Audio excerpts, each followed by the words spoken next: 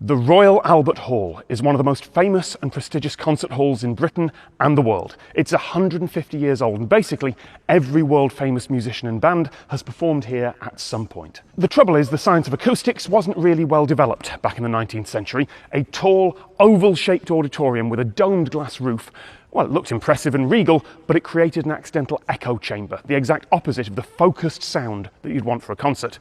Beautiful location, terrible sound. To see how they fixed it, we need to go up to the parts that the public aren't allowed into.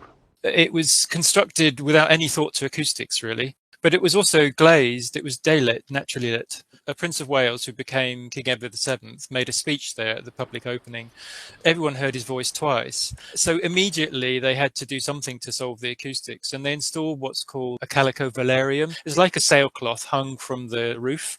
It was partially successful. The inner glazed roof suffered from leakage, broken glass panes as a result of the Second World War, and also daylight really wasn't suitable for a modern hall. The inner glazing of the dome was removed and replaced in 1949 by a aluminium velarium, which is what you see there now. In the late 1960s, the now iconic mushrooms were added to the hall. They are suspended convex diffusers, and they help cut down the echo tremendously. In 2019, the sound system was replaced completely within the hall, and the subjective response, the reaction from audiences has been absolutely tremendous.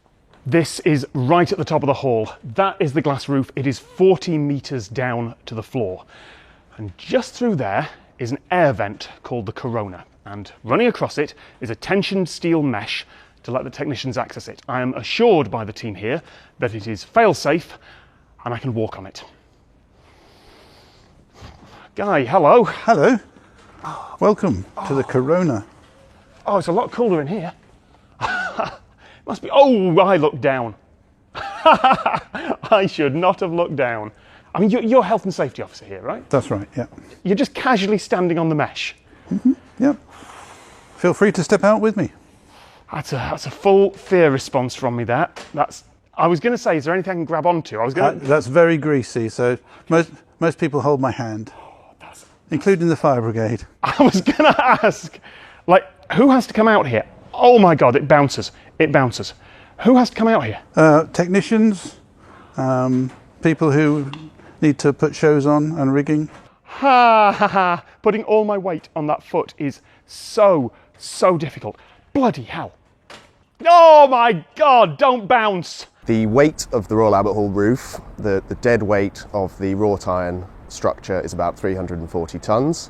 The roof itself in total can take about 1,000 tonnes, inclusive of all permanent and imposed loads such as wind and snow loading. There is approximately 100 motorised chain hoists which hang from the original wrought iron structure of the roof, which vary in their load rating, but some can carry up to 1 to 2 tonnes of show infrastructure. We have lighting rails which support lighting, sound speakers, as well as the mushrooms which provide the acoustic dampening of the auditorium. The mushrooms, despite their quite substantial size, only weigh around 40 kilograms.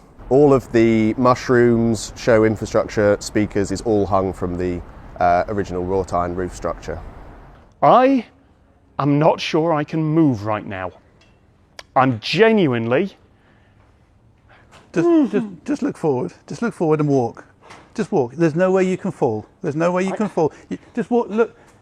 Just look at the pole, and that's it. You've done it. Well done. Thing is, congratulations. Thank you. It's all. I know it's all in my head because the pole is connected exactly the same as this grid is. So this is the corona, the crown, and that is the oculus above us. It's creaking.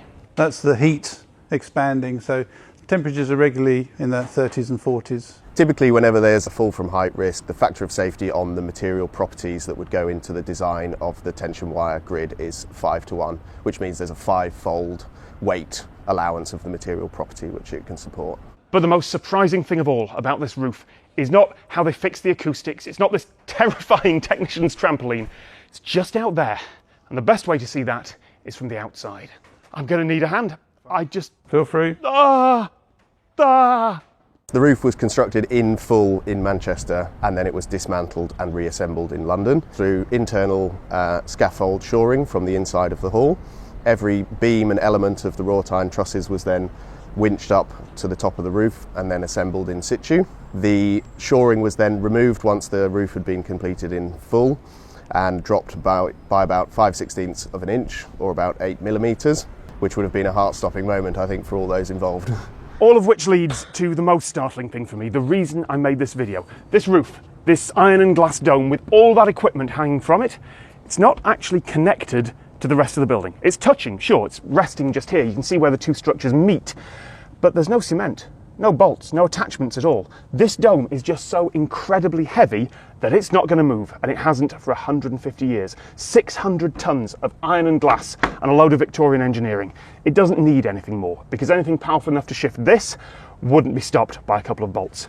The roof of the Royal Albert Hall isn't actually attached.